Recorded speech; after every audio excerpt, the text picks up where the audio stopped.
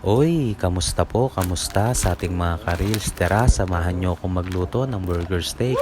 Ito po pala yung ginagamit kong burger patty. Bukod sa mura na po siya, napakarami na pong laman.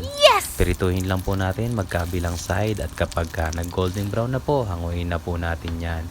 Sa paggagawa po ng sauce, ito po yung ginagamit ko, mga breading mix dito sa Japan. Murang-mura lang po yan. Kung sa Pinas naman po, crispy fry po o tasty boy, pwede na din po. Kasi hindi na po kayo kailangan maghalo ng kung ano nung panlasa kasi may lasa na po yan. At kapag naprito na natin sa butter, lagyan lang po natin ng tubig kung gaano karaming sauce ang gusto nyo. Depende po sa inyo.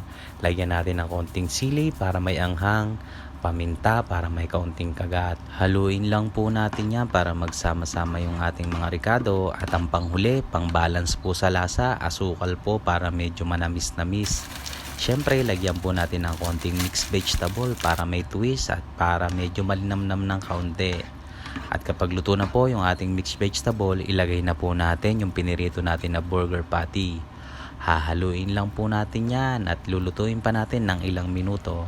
At mamaya, ready na po yan. Wow! Ano pa pong gagawin natin? Rat-rata na, kainan na! Oh my gosh! Nice.